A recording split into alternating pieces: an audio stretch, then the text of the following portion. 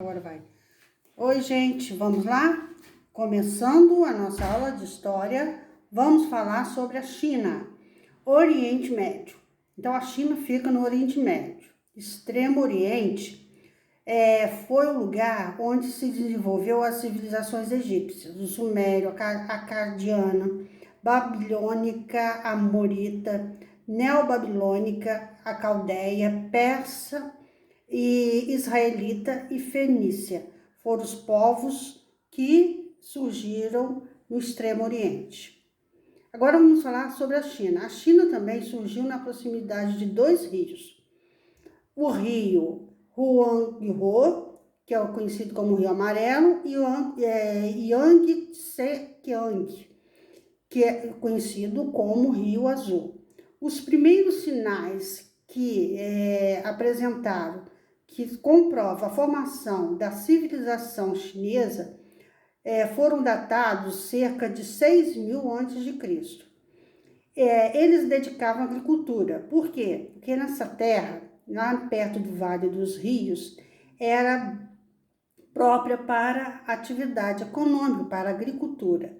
Então, alguns produtos cultivados nesse período eram o arroz, que sobressaía, e o paíço, que é um tipo de milhete.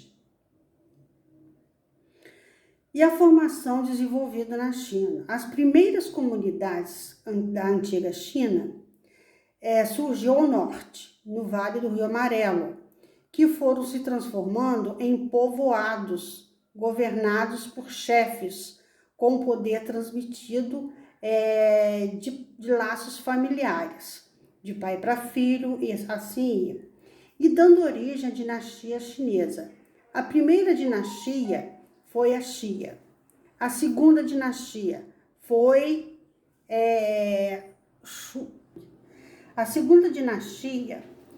Shang, que expandiu os seus territórios, e essa dinastia durou quase 700 anos.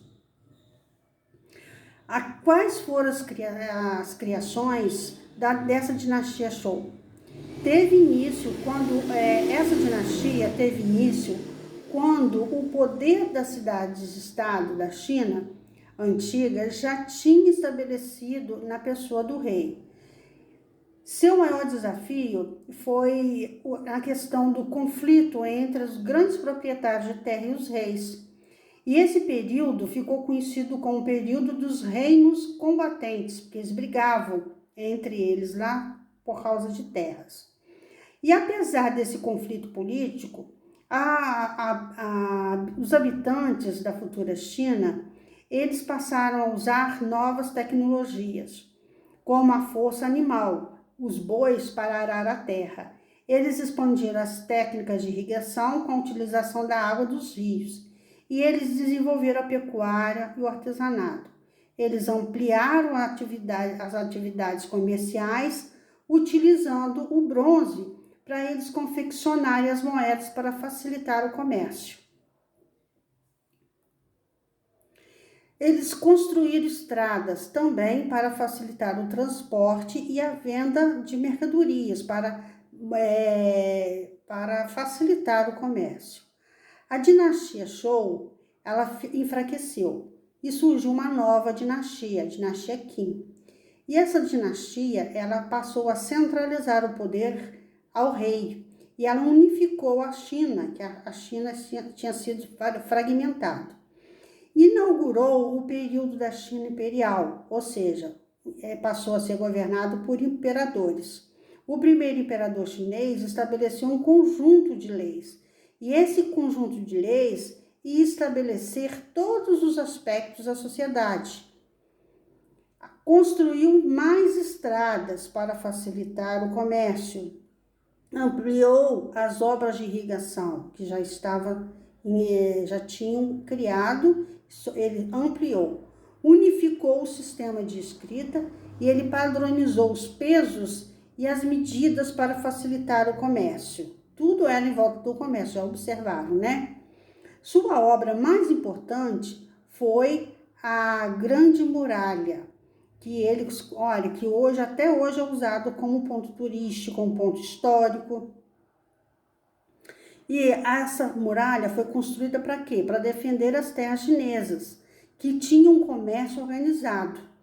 E esse comércio organizado alcançava mercados estrangeiros e era conhecido como a Rota da Seda.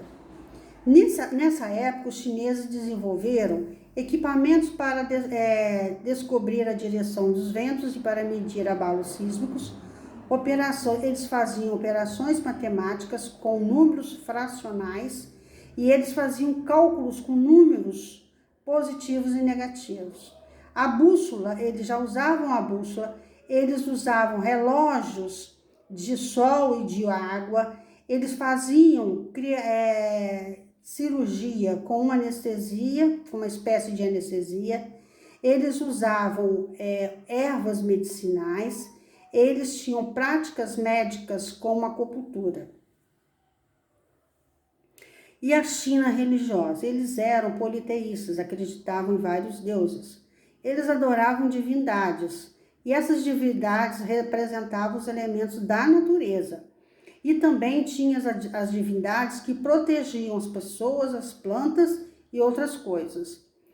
As crenças chinesas que se destacavam eram o confucionismo, o taoísmo e o budismo. O confucionismo foi criado por Confúcio e a doutrina dele era voltada para o equilíbrio interior. Poderia ser alcançado mediante a meditação, o culto aos antepassados e também os bons relacionamentos sociais. Eles achavam que tinha que ter um bom relacionamento social. O taoísmo tem uma doutrina principal, como doutrina principal, o ensinamento sobre o caminho correto, que a pessoa tinha que estar no caminho do bem. O budismo chegou na China por volta dos séculos I. E o budismo era uma mistura dos elementos do confucionismo e do taoísmo. Então, mas dava muita importância à meditação, à harmonia e ao equilíbrio. Aqui está representando o confucionismo, aqui o taoísmo e aqui o budismo. Tá ok? Um beijo no coração de vocês.